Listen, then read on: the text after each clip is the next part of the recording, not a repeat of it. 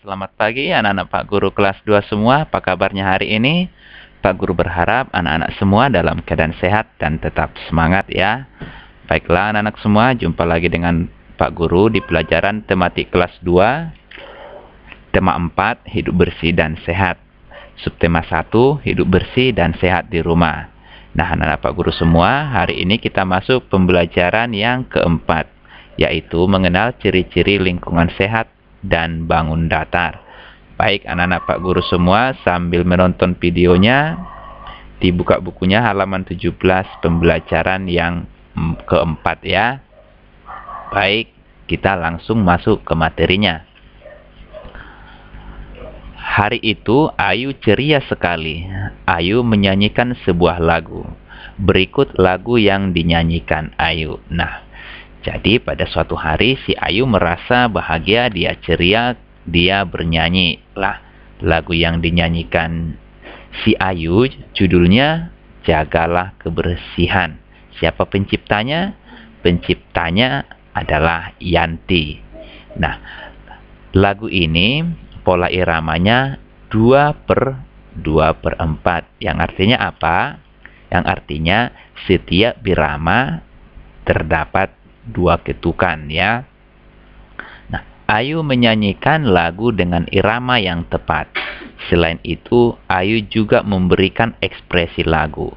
Pada tanda yang bergaris lurus seperti ini ya, bagian lagu dinyanyikan keras. Jadi bagian lagu yang ada garis lurus seperti ini dinyanyikan keras. Kemudian pada tanda yang garis bergelombang ini, bagian lagu dinyanyikan dengan lembut. Nah, itulah ekspresi lagu yang dinyanyikan oleh si Ayu. Lagu Jagalah Kebersihan berisi ajakan untuk menjaga kebersihan rumah. Nah, jadi lagu yang dinyanyikan si Ayu tadi berisi ajakan untuk menjaga apa? Menjaga kebersihan rumah. Menjaga kebersihan rumah harus dilakukan oleh setiap orang. Nah, jadi untuk menjaga kebersihan rumah itu harus setiap orang ya, semua penghuni rumah tersebut. Jadi tidak boleh hanya ibu atau hanya ayah ataupun hanya abang. Jadi harus semua berpartisipasi untuk menjaga kebersihan rumah. Contoh menjaga kebersihan rumah adalah menyapu halaman.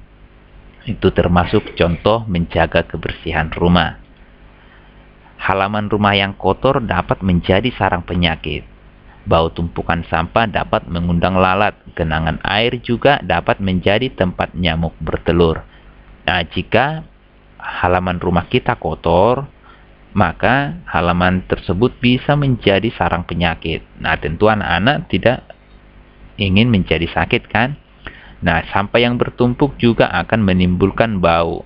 Dan bau itu akan mengundang lalat. Nah, kalau lalatnya sudah datang, lalatnya bertelur. Nah, kemudian nyamuknya juga datang, nyamuknya bertelur. Maka nyamuk atau lalatnya dapat menggigit kita atau hinggap pada makanan ataupun minuman, akan menimbulkan penyakit.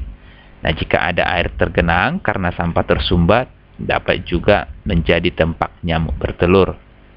Untuk itu, kita harus menjaga kebersihan rumah ya anak-anak Pak Guru. Jadi, untuk menjaga kebersihan rumah bagaimana?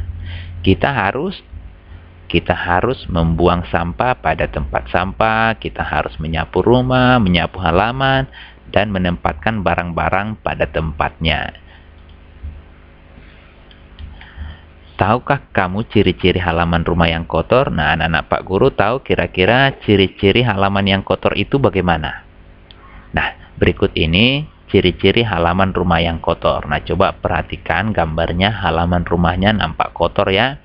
Nah, ciri-cirinya kalau halaman rumah kotor, banyak sampah berserakan, ada tumpukan sampah yang menimbulkan bau, ada genangan air yang menimbulkan bau, banyak nyamuk atau lalat. Nah, jika banyak sampah berserakan, ada tumpukan sampah, akan menimbulkan bau dan banyak nyamuk ataupun lalat.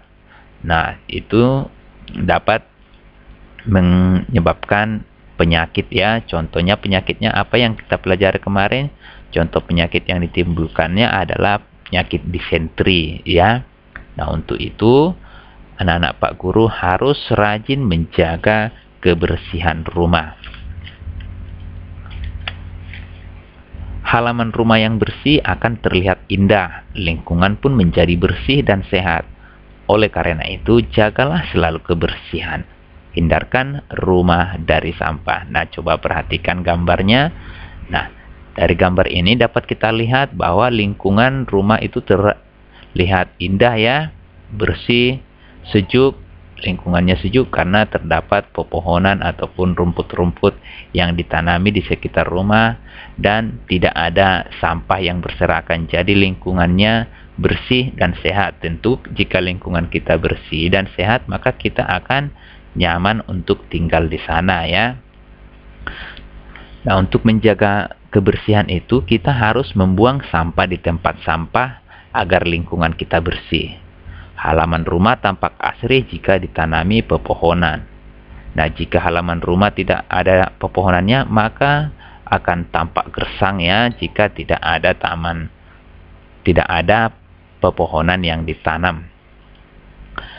Plastik bekas dan kertas bekas termasuk sampah. Plastik bekas dan kertas bekas bisa didaur ulang. Nah, anak-anak tahu apa itu maksudnya apa didaur ulang? Nah, mendaur ulang berarti mengolah kembali bahan yang tidak terpakai. Nah, contohnya apa? Contohnya botol plastik bekas, jika tidak digunakan lagi, boleh didaur ulang atau diolah kembali. Contohnya dihias, dijadikan menjadi tempat pensil atau menjadi pot bunga dan lain-lain sebagainya ya. Itu namanya mendaur ulang, yaitu mengolah kembali bahan yang tidak terpakai. Nah, jika ada barang-barang anak-anak Pak Guru yang tidak terpakai lagi, boleh didaur ulang lagi ya. Boleh diolah kembali supaya bisa dipakai. Persegi panjang termasuk bangun datar segi empat. Nah, jadi hari ini kita kembali mempelajari tentang segi empat. Anak-anak tentu sudah tahu apa itu segi empat kan? Bangun datar memiliki sisi, sudut, dan titik sudut. Perhatikan gambar persegi panjang dan segitiga berikut. Nah, ini gambar persegi panjang. Perhatikan ya, gambarnya seperti ini. Garis yang di atas lebih panjang dari garis yang di samping ya. Garis yang di atas dan di bawah lebih panjang dari garis yang di samping kiri dan di samping kanan. Jadi namanya persegi panjang ya. Jika bentuknya seperti ini, namanya persegi panjang ya anak-anak Pak Guru. Nah, bangun datar ini memiliki sisi. Nah, anak-anak tentu sudah tahu yang mana itu sisi. Nah, anak-anak ingat yang mana sisi dari bangun datar ini? Sisinya yaitu AB, BC, CD, DA. Nah, kemudian bangun datar juga memiliki sudut. Nah, anak-anak mungkin belum tahu itu yang mana sudut atau mungkin juga sudah ada yang tahu ya. Nah, yang dinamakan sudut adalah, nah yang ini dia yang dikatakan dengan sudut. Nah, perhatikan garis melengkung ini. Inilah yang dinamakan dengan sudut.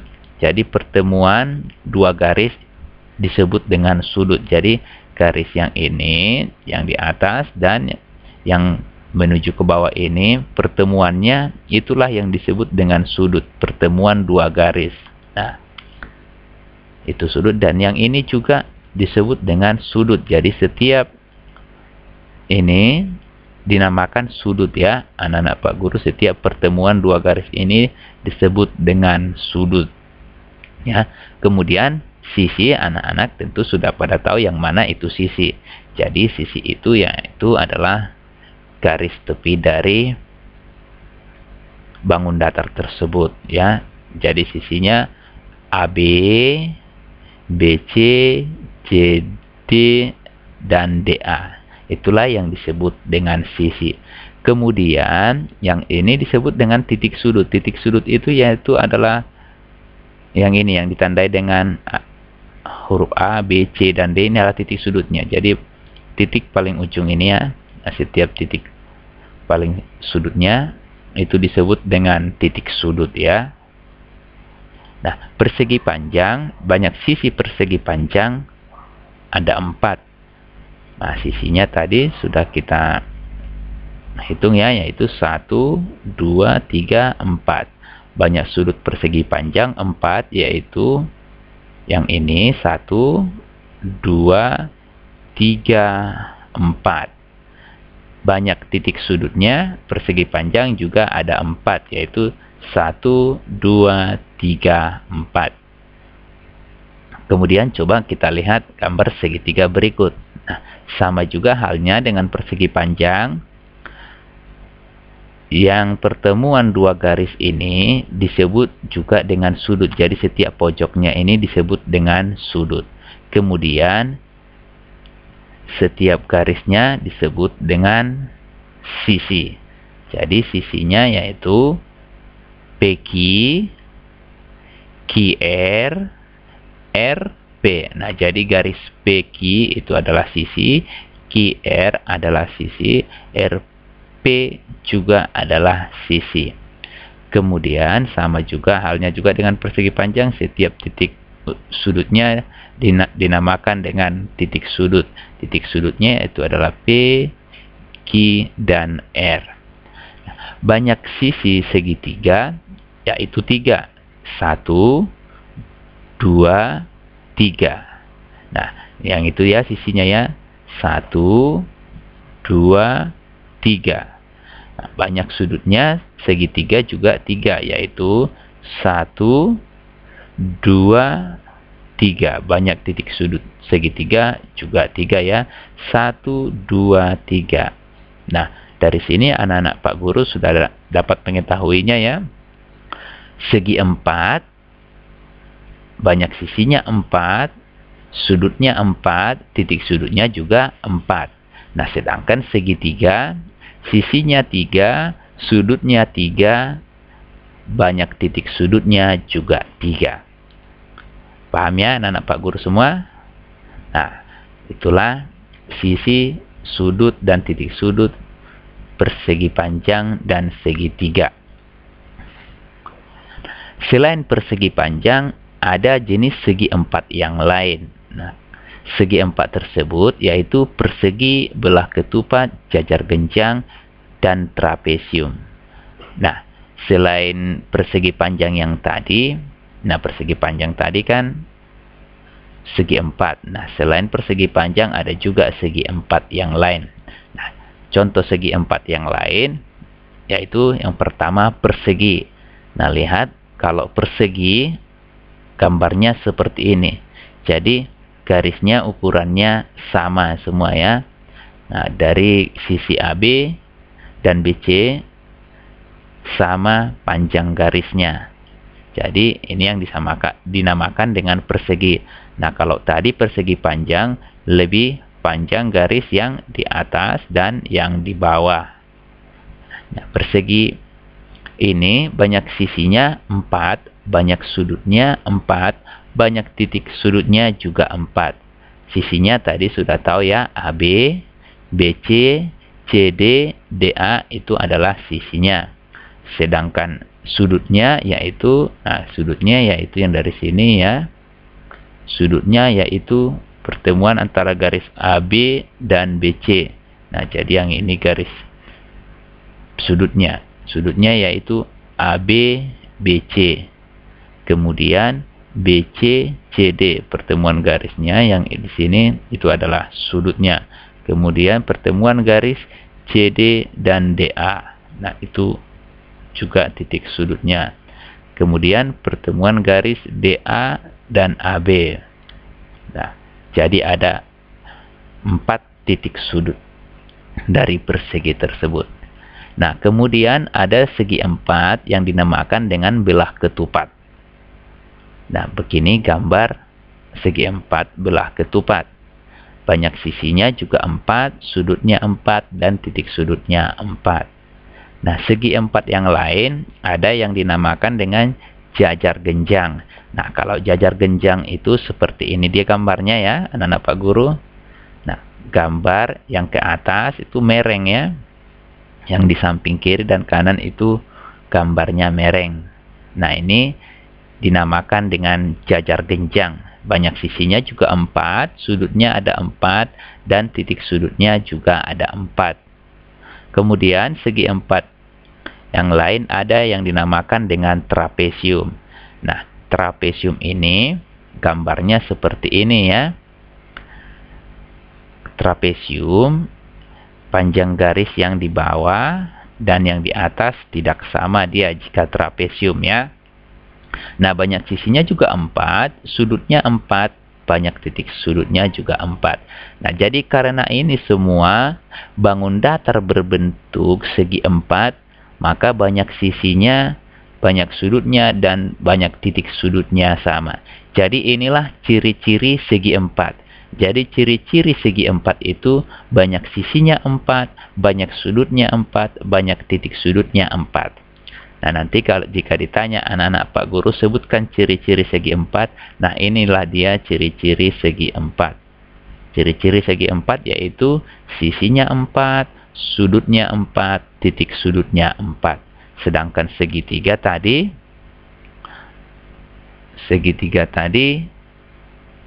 sisinya 3, sudutnya 3, titik sudutnya juga 3. Nah, itulah ciri-ciri segitiga. Paham ya sampai di situ anak-anak Pak Guru semua?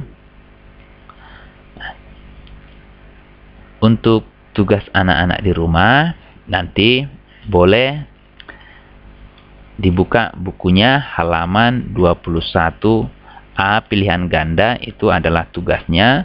Kemudian halaman 22B isian. Itu nanti tugas anak-anak Pak Guru di rumah ya. Pak Guru harap anak-anak nanti semuanya mengerjakannya dengan baik. Nanti sambil diperhatikan bukunya dan video penjelasan Pak Guru ya. Baiklah anak-anak Pak Guru semua, sekian dulu penjelasan materi untuk kita hari ini. Pak Guru berharap anak-anak tetap semangat belajar di rumah ya. Dan Bapak berharap video yang Pak Guru berikan dapat membantu anak-anak belajar di rumah. Tetap semangat belajar, jaga kesehatan, dan jaga kebersihan. Sekian dulu, terima kasih, salam rindu dan salam sayang buat anak-anak semua. Dadah.